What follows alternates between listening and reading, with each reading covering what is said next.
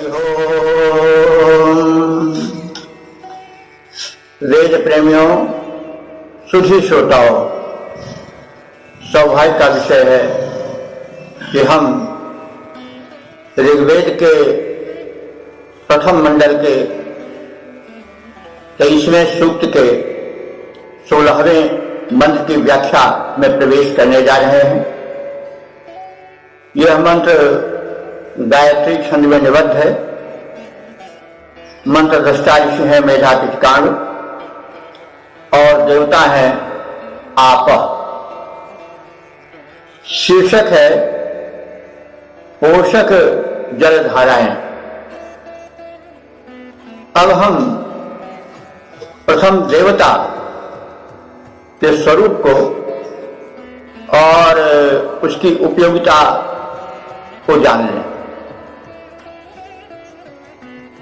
आप शब्द जो है अप से बना है।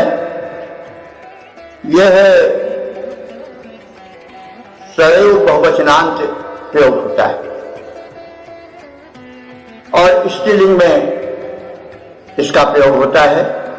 जल तो नपुंसक लिंग में आता है, लेकिन आप शब्द जो है वह स्त्रीलिंग में आता है।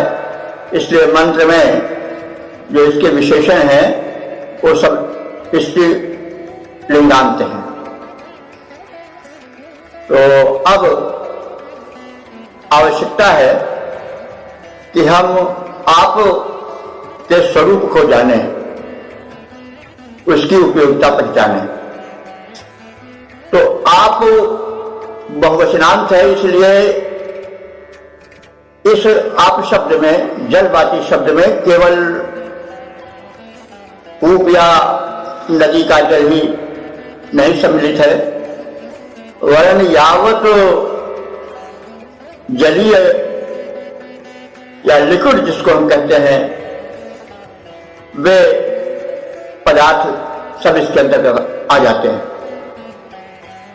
रस जैसे जूस जिसे हम कहते हैं, जो विविध फलों में होता है, और जो दुग्ध में जल होता है, वो सब इस अप्स के, इस आप के अंतर्गत आ जाएगा। और जितनी द्रावकता है वो सब इस आप से संबंधित है। आपका सबसे शुद्ध और उपयोगी स्वरूप होता है रस। इसीलिए गीता में भगवान कृष्ण ने कहा है, रसोहम अप्सु कौन्तेय। हे कौन्तेय, अप्सु माने जलों में मैं क्या हूं? रस हूं। तो जो कुछ रसीलापन है, द्रवत्व है फल में अथवा अन्य औषधियों में निचोड़ने पर जो उसका जूस निकलता है, वो सब अप्सु के अंतर्गत ही आवेगा। अप्सु की वेद में बड़ी महिमा है। इसका स्थान स्थान पर कई मंत्रों में प्रयोग हुआ है। अब जो लगभग 6 मंत्र हैं वो सब इसी की महिमा का गायन करेंगे। हमारे वैदिक ऋषियों ने इसके महत्व को बहुत पहले समझ लिया। आज जल चिकित्सा का बड़ा प्रचार है। तमाम दुख साध्य रोग जल चिकित्सा से दूर किए जा रहे हैं। नेचुरोपैथी को सही उपचार पद्धति घोषित कर दिया गया है। तो अब इस जल की महत्ता को हम मंत्रों के माध्यम से देखेंगे। तो हमारे यहां यह पद्धति है कि हम देवत्व का प्रतिपादन कर उसको जीवन के पूजा पद्धति में ला देते हैं।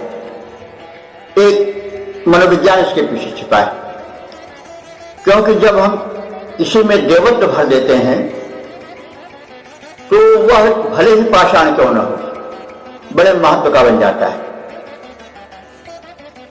लेकिन देवत्व निकाल दें तो उसका कुछ महत्व नहीं रह जाता है। वही पत्थर सीढ़ी में लगा हुआ है, तो चलता हुआ आदमी आता है, जूता पहन करके भी जा सकता है कभी कभी, लेकिन मूर्ति के सामने तो वो वही पत्थर है, मूर्ति में वही पत्थर है सीढ़ी में, लेकिन उसमें देवत्व की भावना भर दी गई है, इसलिए उसकी पवित्रता पर, उसके प्रति उत्पन्न श्रद्धा पर विशेष बल आ जाता है। तो यही मनोवैज्ञानिकता है जिसको ऋषियों ने समझा था और इसीलिए उनको देवता कहा है। संस्कृत में देवता शब्द जो है वो भी स्त्रीलिंग है। हिंदी में तो हम पुल्लिंग में प्रयोग करते हैं, ऐसे अग्नि भी है, हम संस्कृत में उसे पुल्लिंग और व्यवहार की भाषा में स्त्रीलिंग में भी कह देते हैं।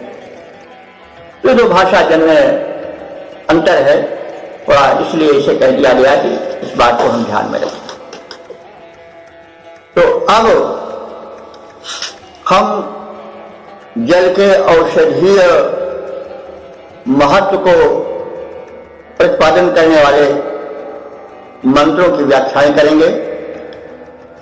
प्रथम मंत्र जलधारा से संबंधित है। अप्स के अंतर्गत जलधाराएं भी आ जाती हैं।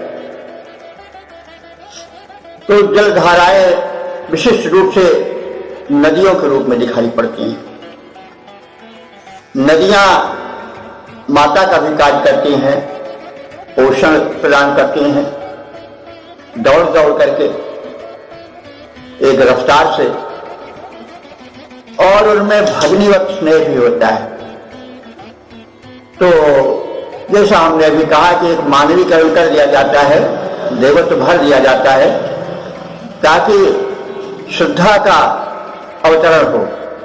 हम जब जल को उस दिव्यता से दूर कर देते हैं तो जल हमारे लिए कोई बड़ा महत्व का नहीं रहता। चरण होते हैं, तमाम कार्य करते हैं और फिर मतलब उसको महत्व नहीं देते, प्रदूषित भी करते हैं। खैर, धोती पखाती तो माता भी है, वो तो अलग की बात रही, लेकिन महत्व हम भूल जाते हैं, प्रदूषण पैदा करते हैं जल में, वायु में। इसको ऋषि ने पहले ही सावधान कर दिया।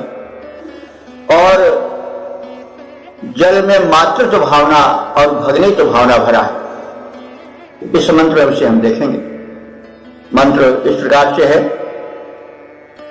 अम्बयो यन्त्यध्वभिर्जामयो अध्वर्यताम् प्रिंचतीर् मधुनापयः। तो अब हम शब्दार्थ जाने। अम्बयो, अम्बय शब्द है, अम्ब माने माता, अम्बय माता तुल्य,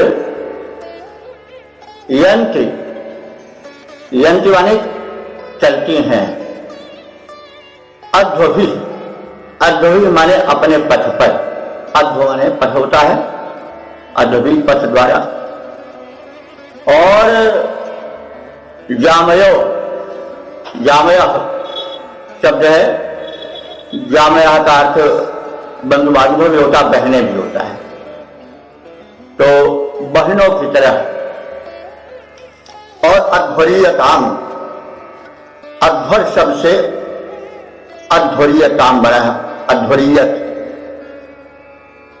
यहां जो है अध्वर का नाम रूप धातु में परिणत दिखाई देती है।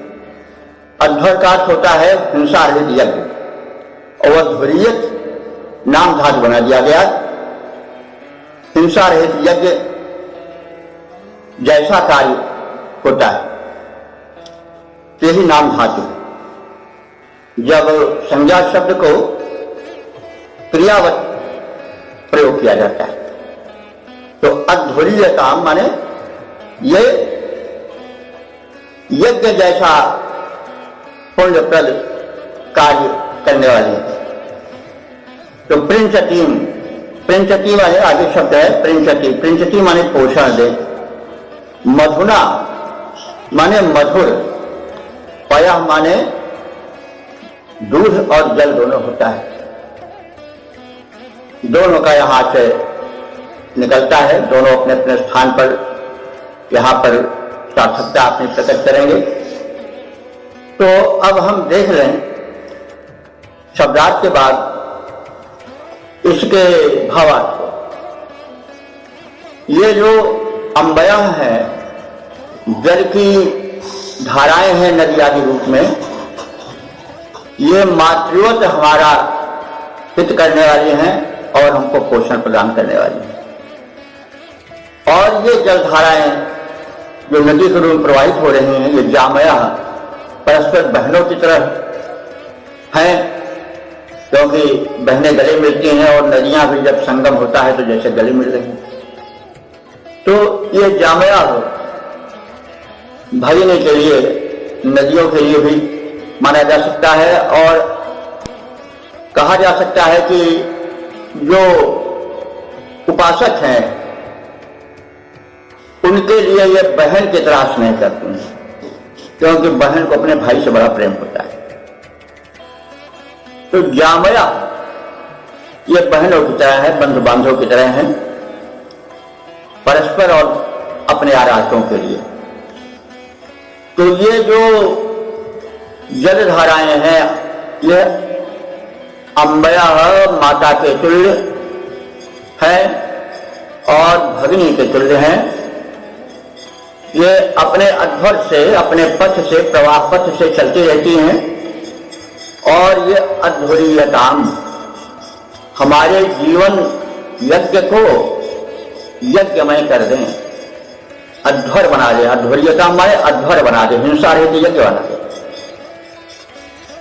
तो ये नदियां जो कि धारा प्रवाह रूप में प्रवाहित होती हैं, परस्पर भगनीवत हैं और आराधकों से भगनीवत प्रेम करने वाली हैं, और यही नहीं मातृवत प्रेम करने वाली और पूज्य हैं।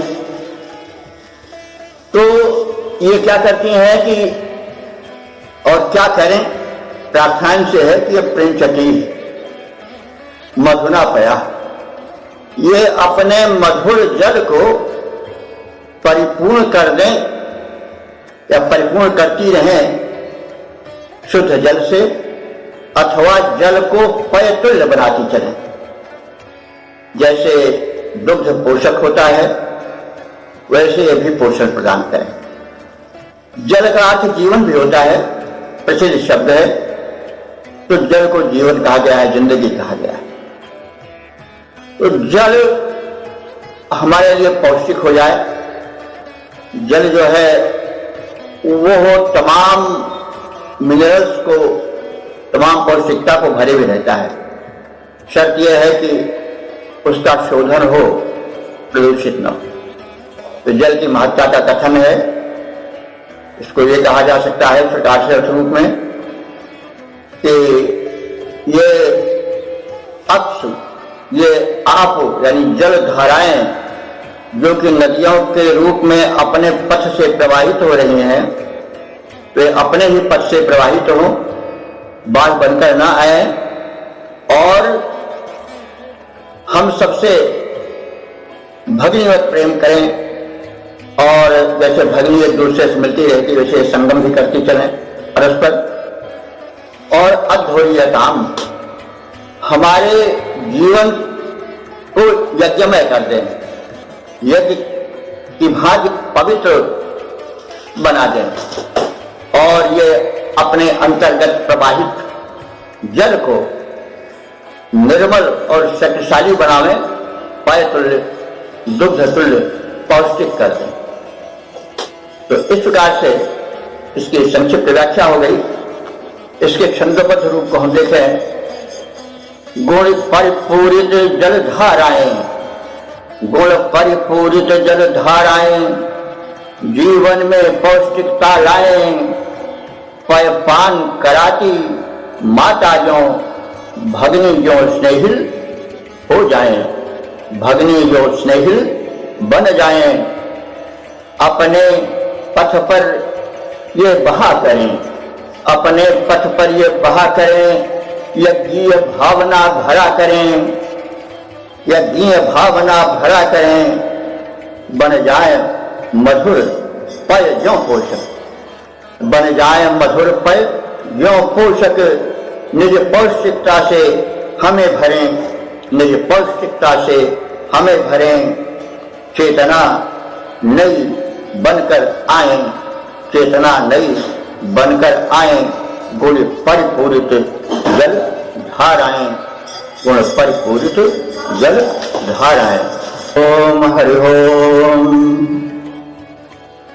वेद प्रेमियों, सुधे श्रोताओं, अब हम ऋग्वेद के प्रथम मंडल के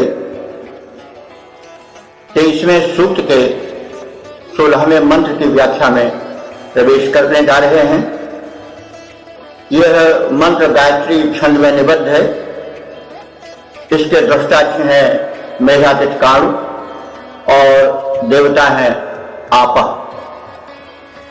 शीर्षक है रवि रश्मियों से पवित्र जल। तो जल में प्रदूषण भी होता है और जल रवि रश्मियों से और अग्नि की ऊष्मा से शोधित होता है, पवित्र होता है। तो यह रवि रश्मियों से संशोधित जल हमारे लिए हितकर हो, यह बात इस मंत्र में प्रकट की जा रही है। मंत्र इस प्रकार से है, अमूर्यो उपसूर्ये याभिर्वाद सूर्यः स नो हिन्वन्त्वाध्वरम्।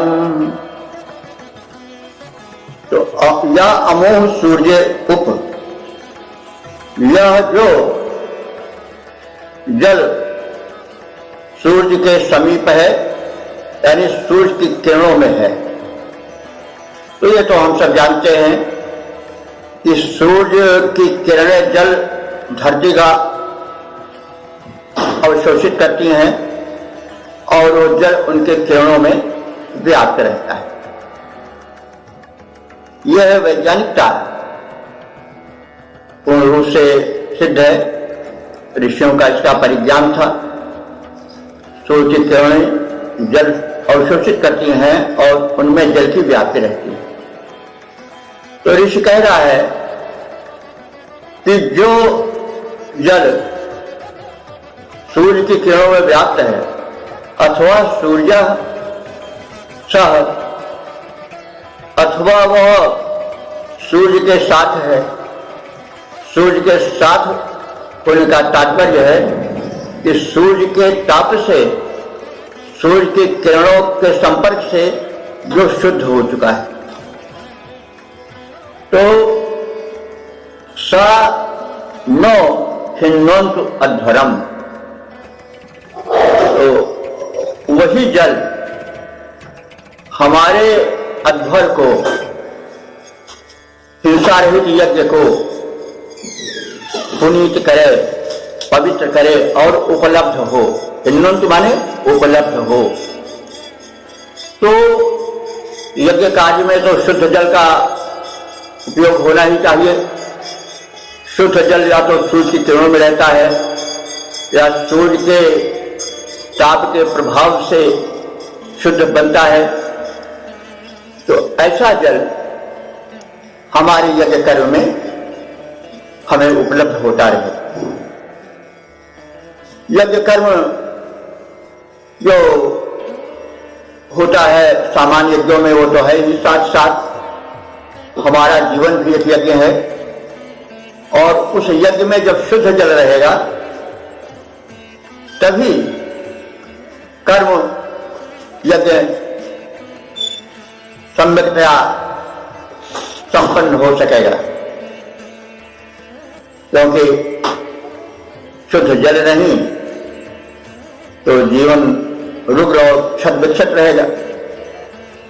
इसलिए शुद्ध जल की उपलब्धि पर ऋषि ने विशेष बल दिया है और कहा है कि जल पवित्र होता है सूर्य की रश्मियों से, और वो पवित्र जल हमारे सामान्य यज्ञों में और जीवन यज्ञ जो विविध रूपों में कर्म क्षेत्र में फैला है उसमें भी जल वही जो पवित्र है ताप से, सूर्य किरणों से वही प्रयुक्त हो ताकि कार्य क्षमता में अभिवृद्धि। तो इस तरह से यह हमने इस संबंध के आधार पर जाना कि जल जो है वो सूर्य की किरणों में रहता है और जल सूर्य के ताप से पवित्र बनता है, आरोग्य और आयुष्य प्रद हो जाता है। यह बात सामान्य रूप से सूचित करने के बाद ऋषि यह कह रहा है कि इस प्रकार का पवित्र पोषक जल हमारे यज्ञ कर्म में प्रयोग किया जाए, उपलब्ध हो और हमारे विस्तृत जीवन यज्ञ में भी ऐसा जल प्रयोग में आता रहे ताकि सब प्रकार के यज्ञ, समस्त जीवन यज्ञ, समस्त कर्म क्षेत्र जो है वो सक्षम हो स्वास्थ्य के द्वारा, और जिसका मूल आधार जल है। यह इसकी संक्षिप्त अर्थ सहित व्याख्या हुई। अब इसके हम छंदोबद्ध रूप को देख लें। जो निर्मल निर्दोष बना है रवि किरणों के द्वारा, वो जल हो, वो जल हो हमें सदा उपलब्ध रहे, यज्ञों में रक्षण करे हमारा। अवशोषित जो जल रहता है रवि किरणों में जो जाकर या जो निर्मल बन जाता संपर्क किरण का पाकर हिंसा रहित सुकर्म यज्ञ में हम सब के वह आए पुष्ट पवित्र करे, यज्ञ स्थल विधिवत सफल बनाए, उसके द्वारा यज्ञ हमारा सफल बन सके सारा। जो निर्मल निर्दोष बना है रवि किरणों के द्वारा, वह जल हो उपलब्ध, यज्ञ में रक्षण करे हमारा, रक्षण करे हमारा। ओम हरि ओम। वेद प्रेमियों, सुधी श्रोताओं, संप्रति हम ऋग्वेद के प्रथम मंडल के 23वें सूक्त के 18वें मंत्र की व्याख्या में प्रवेश कर रहे हैं। यह मंत्र गायत्री छंद में निबद्ध है। इसके दृष्टा ऋषि हैं मेधातिथि कांड और देवता आप हैं। जल तो जल प्रवाहिका, नदियों की महत्ता और उनकी आराधना, यह शीर्षक है जिसके चारों ओर अर्थ चक्कर काटता रहता है। तो अब हम मंत्र को देखें। अपो देवी रूपो हवे यत्र गावः पिबन्ति नः सिन्धुभ्यः कर्त्वं हविः। शब्दार्थ देखें। अपो देवी उपहवे, ये यत्र च गावः पिबन्ति नः, नः गावः, नः माने हमारी, गावः माने गायें, यत्र माने जहां, पिबन्ति माने जल पान करती हैं। तो उन नदियों का जो अप है, जल है, वो देवी प्रकाशिका के रूप में है। देव शब्द का स्त्री रूप होता है देवी। जैसे देव शब्द का अर्थ होता है कि जो दान करे, जो प्रकाश भरे, वह देव है। वैसे ही उसी अर्थ में देवी है कि जो हमारे जीवन में सुख, शांति, स्वास्थ्य को प्रदान करे और जो प्रकाशमान हो, जो हमें उपलब्ध हो। तो इस तरह से देवी, तो जो नदियां हैं वो भी स्त्रीलिंग है, आप वह शब्द भी स्त्रीलिंग है। इसलिए ऋषि यह प्रार्थना करता है कि हमारे गोधन जिस नदी में जलपान करते हैं, वे नदियां देवी तुल्य हैं, पूज्या हैं, उन्हें उपहवे। मैं इस पुण्य कार्य में, इस यज्ञ भूमि में आवाहित करता हूं। भावना है, भावना से जब देव का आवाहन होता है तो उसकी सूक्ष्म शक्ति उस यज्ञ स्थल पर आ जाती है। ऋषि कह रहा है कि इस प्रकार की नदियों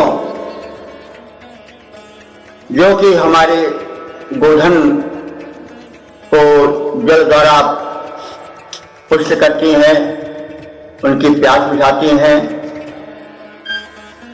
उनको हम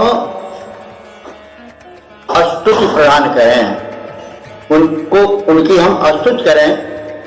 वे हमारे इस यज्ञ भूमि पर पधारें अथवा हमारी कर्म भूमि में सूक्ष्म रूप से पधार करके हमें बल दें। तो यह इसका सामान्य साधारण अर्थ हो गया। अब इसके छंदोबद्ध रूप का हम अवलोकन करें। जल का हम करते गुणगान, जल का हम करते गुणगान महान। जिस जल को गायें पीती हैं, जिसको पी करके जीती हैं, उस जल का हम स्तुतियों के द्वारा करते हैं सम्मान। जो नदियां निर्मल नीर बहाती, हम सबकी हैं प्यास बुझाती। उपयोगी जलवाही नदियों को हम करते हव्य प्रदान, उपयोगी जलवाही नदियों को हम करते हव्य प्रदान। जल का हम करते गुणगान, जल का हम करते गुणगान।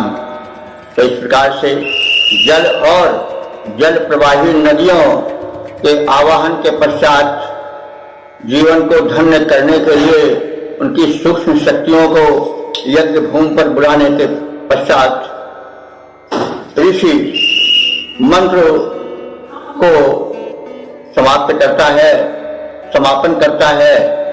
और इसी के साथ हम भी मंत्रार्थ बोधित कर अपने मंत्र संबंधी आज के इस मंत्र की व्याख्या का समापन कर रहे हैं। हम नदियों के और जल के महत्व को जाने, यह इसका संदेश है। वेद प्रेमियों, सुधी सज्जनों, श्रोताओं, अब हम ऋग्वेद के प्रथम मंडल के 23वें सूक्त के 19वें मंत्र की व्याख्या में प्रवेश कर रहे हैं। यह मंत्र जो है वो उश्रित छंद में निबद्ध है। यहाँ छंद परिवर्तन हुआ है। उश्रित छंद वैदिक छंद है इसमें कुल 28 वर्ण होते हैं। तो एक छंद का परिचय है। तो इस मंत्र के दृष्टा ऋषि मेधातिथि कर्ण है और देवता आपा है। तो आपा के विषय में हम जान चुके। इसका शीर्षक है कि जलों में अमृत वास। इस प्रकार से यह शीर्षक बता रहा है कि ऋषि जल के अमृतत्व को यहां पर प्रकट करना चाह रहा है। मंत्र हम देख लें। अक्षन्तरमृतसु अक्षन्तरमृतस्तु भेषजमपामुत प्रशस्ते देवा भवत वाजिनः। तो अक्षु अंतः अमृतम। अक्षु कहते हैं जलों में। अप का सप्तमी बहुवचन है अक्षु। अक्षु माने जलों में। तो बहुवचन क्यों कहा गया? क्योंकि जैसे पूर्व कथन किया गया है कि जल से तात्पर्य उन समस्त द्रवों से है जो कि फलों में पाए जाते हैं, जलों में पाए जाते हैं और जो औषधियों में पाए जाते हैं अर्क रूप में, उन सभी जलों से यहाँ है तात्पर्य। इसीलिए अक्षु शब्द प्रयोग किया गया, यानी जलों में विविध रूप में विद्यमान जल।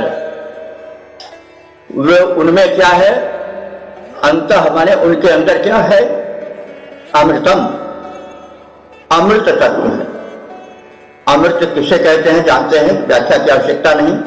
वो व्यक्ति को अमर बना देता है। तो अमर बनाने से तात्पर्य नहीं कि फिर आदमी का अंत ही नहीं होगा। ये तो सृष्टि का नियम है कि जो खरा सो झरा, जो बरा सो बुताना। तो जो आता है, जो जन्म लेता है, उसका मरण निश्चित होता है। धरा को प्रमाण यही तुलसी, जो हरा सो झरा, जो बरा सो बुताना। तो अमृत हो जाने का मतलब है कि वह एक निश्चित पूर्णायु तक जीवित रहता है और स्वस्थ रहता है। तो इस रूप में हम समझें तो अक्षु अंतः अमृतम, जल में अमृत तत्व निहित है। और भेषजम अपाम उत, उत माने और,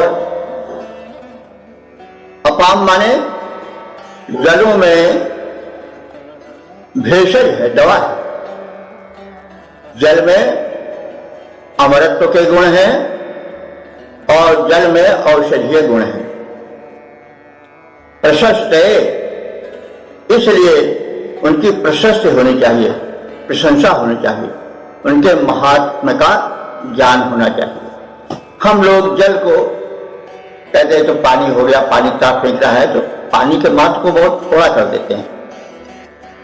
तो उपहवे माने उसकी हम अस्तुत करें, और अस्तुत मैं कर रहा हूं, ऋषि कह रहा है, क्योंकि जल जो है वह जीवन है। जल में अमृत तत्व भरा हुआ है और जल ही भेषज है, दवा है। तो जल ही औषध है। यह बार बार इस कह रहा है मंत्रों में कि जल को दवा मानकर चलो और जल को शुद्ध रखो। इसीलिए उसने फिर पीछे कहा है कि भाई ऐसा जल जो कि सूर्य की किरणों के द्वारा अथवा अग्नि के द्वारा तपाकर शुद्ध कर लिया जाए, ऐसा जल प्रदूषित नहीं। तो यह भी संकेत मिलता है। तो देवा भवतु वाजिनः, यहां पर देव शब्द का अर्थ विद्वान है। विद्वान को भी देव कहा जाता है क्योंकि वो प्रकाश देते हैं ज्ञान का।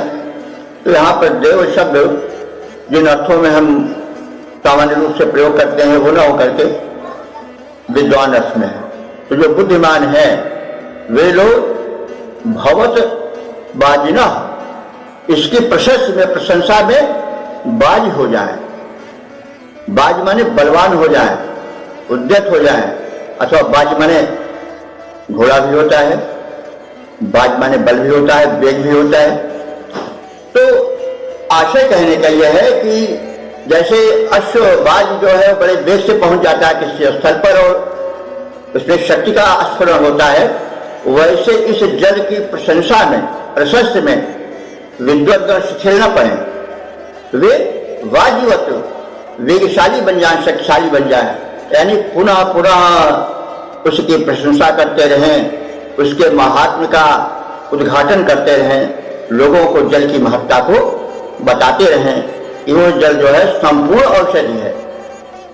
उससे हम स्नान करें, कट स्नान करें, रीढ़ का स्नान होता है।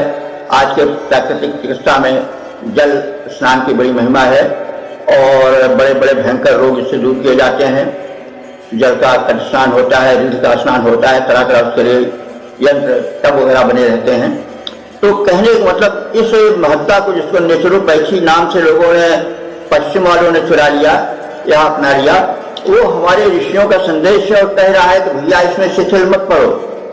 जो ज्ञानी लोग हैं, विद्वान लोग हैं, बार बार इसकी महिमा का उद्घाटन करें और उसकी महिमा में अपने को वाजिबत करें, बलवान करें, अथवा अश्व की तरह वेग का भी करें, यानी सदैव उसमें मनोयोग से संलग्न रहें, ताकि सामान्य जन उसका महत्व समझकर अपने जीवन में अमृत लाएं, स्वास्थ्य लाएं, सुख लाएं, समृद्धि लाएं, क्योंकि स्वास्थ्य के पीछे तो सब कुछ है। तुलसी धन धाम शरीर है। तो इस प्रकार से हम इसका सामान्य अर्थ देख सकते हैं कि जल में अमृतोपम गुण हैं, जल में औषधीय तत्व हैं। हे विद्वानों, ऐसे जीवनोपयोगी जल की प्रशंसा के लिए आप सब सदा तत्पर रहें और संलग्न रहें। अपना पराक्रम, अपने बुद्धि का बल उसमें दिखाएं और लगाएं। तो इस प्रकार से जल के औषधीय गुण, अमृतत्व के गुण का गान करने के पश्चात उस अर्थ को हम जान सके हैं। अब हम इसके छंदोबद्ध रूप को प्रस्तुत करेंगे। जल में गुण है अपरंपार, जल में गुण है अपरंपार, जल में औषधीय गुण रहता, जल में औषधीय गुण रहता, जल में अमृत बिंदु है बहता, जल जीवन का उपकारी है, अति हितप्रद, अति सुखकारी है।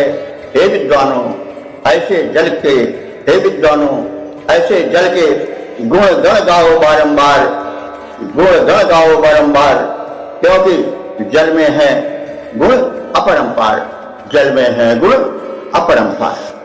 वेद प्रेमियों, सुधी श्रोताओं, अब हम ऋग्वेद के प्रथम मंडल के 23वें सूक्त के 20वें मंत्र की व्याख्या में प्रवेश कर रहे हैं। इस मंत्र का जो छंद है वो अनुष्टुप है। अनुष्टुप पहली बार आ रहा है छंद। इसमें 32 वर्ण होते हैं और इसके जो ऋषि हैं मेधातिथकार्ण हैं। इस मंत्र का शीर्षक होगा जल में संपूर्ण औषधियों का समावेश।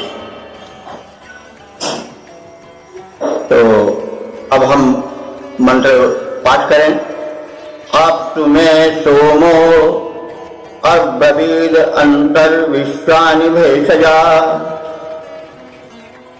अग्निं च विश्वशंभो वापश्च विश्वभेषजेः। अप्सु में सोमो अब्रवीद विश्वानि भेषजा। तो अप्सु माने जलों में, बहुवचन है। तो बहुवचन से यह आशय निकल रहा है कि जल की विभिन्न कोटियां जो हैं, जैसे जो तरल जल हम देखते हैं वो, जो जल औषधियों में प्रविष्ट हो जाता है, उसका अर्क बनकर आता है, वह जल जो रसों में रस बनकर के, जूस बनकर के लिक्विड रूप में मिलता है, वह जल। इस प्रकार से जल जो अपने विविध रूपों में है, उसका परिचय देते हुए ऋषि बता रहा है कि जब जल का संयोग अग्नि से हो जाता है तो उसमें गुणवर्धन हो जाता है और उसकी उपयोगिता बढ़ जाती है, क्योंकि अग्नि जो है वो मल को जलाती है, साथ साथ इसमें कीट आदि आ गए हो तो जो सूक्ष्म नहीं दिखाई पड़ रहे हैं तो उनका भी सफाया हो जाता है। तो इस प्रकार से हम शब्दार्थ को जानते चलें। सोमो अब्रवीत, सोम एक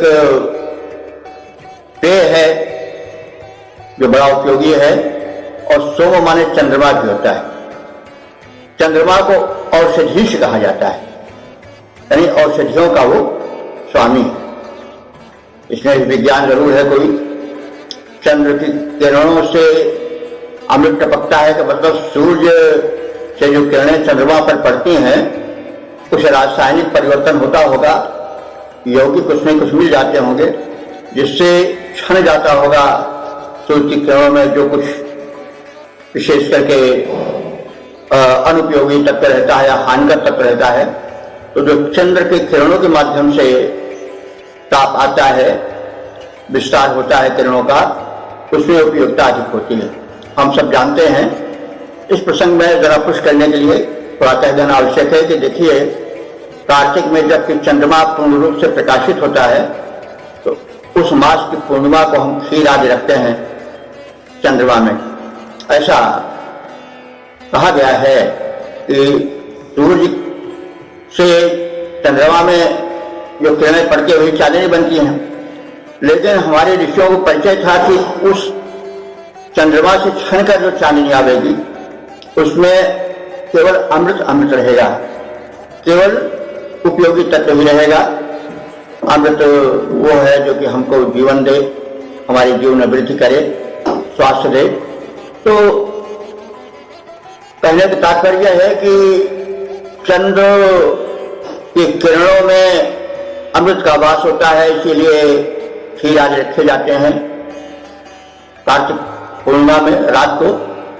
तो खैर ये तो एक उस महत्व के वैज्ञानिकता पर प्रकाश डाला गया, क्यों चंद्रमा का नाम लिया गया, इस बात की पुष्टि की गई।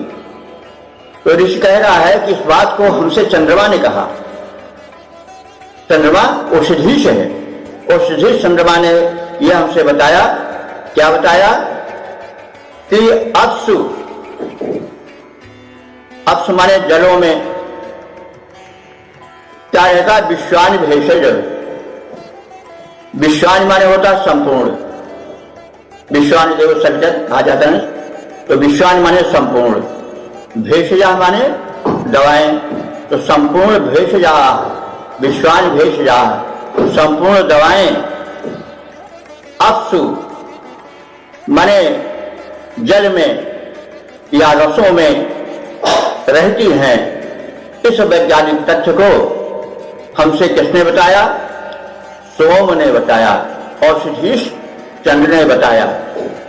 तो और उसमें गुणवत्ता कैसे बढ़ जाती है कि विश्व शंभुवम आपश्च, आप में जल में और संपूर्ण गुण आ जाते हैं, जबकि वह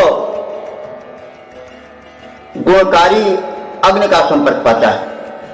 विश्वम शंभुवम, संपूर्ण कल्याण तब आ जाता है जबकि आप जो है जल है वो अग्नि का संपर्क पाता है। और ऐसे स्थिति में विश्व भेषजी, जल जो है संपूर्ण औषध बन जाता है, यानी वह जल अपने आप में संपूर्ण औषधि है। तो इस तरह से यह भी संकेत है कि जल को यदि आवश्यक हो तो उसको अग्नि का भी संपर्क करा दिया जाए। और वो जल जो विविध रूपों में व्याप्त है, रस रूप में, अनेक रूप में, सब जल ही है। जितना यावत द्रव है सब ऋषि के अनुसार जल ही जल है। तो जूसेस पिए हम या औष पिए, ताजा फल है तो ठीक है, नहीं है तो हम उसको आवश्यक समझें तो अग्नि का संपर्क करा दें। तो ये ऐसा हो जाएगा तो जो ये हमारे अश्व हैं, जल हैं, इन जलों में संपूर्ण औषधीय गुणों का प्रवेश हो जाएगा। इस प्रकार से ऋषि बता रहा है कि जल है वो अपने आप में संपूर्ण औषधि है। यह स्वयं औषधि चंद्रमा ने बताया, यानी बोध हुआ ऋषि को, उसे परिज्ञान हुआ और उस अपने ज्ञान को ऋषि ने इस मंत्र में प्रकट किया। तो इसका हम सामान्य अर्थ देख रहे हैं फिर से। औषधीश सोम ने मुझसे कहा, जल के भीतर समस्त औषधीय गुण समाहित हैं। जल में ही सर्व सुख प्रदायक अग्नि तत्व जब समाहित हो जाता है तब वह जल अथवा रस संपूर्ण औषधि बन जाता है। तो इस प्रकार से जल की महत्ता का गुणगान विश्व द्वारा हुआ है। हम इस वैज्ञानिक सत्य को समझकर उसे अपने जीवन में उतारे और इस प्रकार से उस द्रव का, उस जलीय तत्व का हम लाभ लें। सूप भी वही चीज है। आजकल लोग सलाह देते हैं, वैदिका भी, डॉक्टर्स भी, कि आप सूप ग्रहण करें। सूप भी तो यही है, साग सब्जियों का निचोड़ा, अग्नि पर चढ़ाया हुआ रूप। ये सब जानते हैं कितना उपयोगी होता है। कहने को मतलब ये सब बातें जो आज लोग बता रहे हैं, ये सब बहुत पहले हमारे ऋषि जान चुके थे। उन्होंने कहा यावत जो है वो द्रव पदार्थ हैं, जल रूप में या रस रूप में विद्यमान या सूप रूप में, सब्जियों के जूस के रूप में विद्यमान है, उन सबको यदि आवश्यक हो तो अग्नि के संपर्क में लाया जाए और इस अवस्था में वह जो जल है अपने आप में संपूर्ण औषधि बन जाएगा। तो बंधु, हम ये ध्यान रखें, हम वैद्यों और डॉक्टरों के पीछे भटकने के स्थान पर इस जल के महत्व को समझें और जो भिन्न भिन्न रूपों में जल की स्थिति बताई गई है उसका सेवन करें और अपने को स्वस्थ बनावें और अमर बनावें। अमर मतलब हुआ कि हम कम से कम 100 वर्ष की आयु को स्वास्थ्य पूर्वक स्वस्थ होकर बितावें। तो इसके साथ साथ हम इसके छंदोबद्ध रूप को भी देख लें। कहा सोम ने मुझसे जल के भीतर औषधियां सारी हैं। कहा सोम ने मुझसे जल के भीतर औषधियां सारी हैं। अग्नि अखिल जग का सुखदाता, अग्नि अखिल जग का सुख दाता जल के भीतर रहता आया। यहीं उतर कर सूक्ष्म रूप से उसने अपना नीड बनाया। ऐसा भी कहा जाता है कि जल में अग्नि का निवास रहता है और आकाश में विद्युत चमकती है, वो अग्नि ही है, और जल विद्युत भी बनती है। और हम प्रातः काल देखें तो एक भाप ऐसी जल से उठती रहती है प्रातः काल, जबकि सूर्य की किरणें नहीं रहती हैं तो भी। इसका मतलब हुआ कि ऋषि का यह शोध कि जल में अग्नि रहती है, यह सिद्ध होता है। तो फिर से हम देख रहे छंद को। कहा सोम ने मुझसे जल के भीतर औषधियां सारी हैं। अग्नि अक्षर जग का सुखदाता जल के भीतर रहता आया। यहीं उतरकर सूक्ष्म रूप से उसने अपना नीड बनाया। जल समग्र औषधि आकर है, जल समग्र औषधि आकर है, तन मन का अति हितकारी है। कहा सोम ने मुझसे जल के भीतर औषधियां सारी हैं, जल के भीतर औषधियां सारी हैं।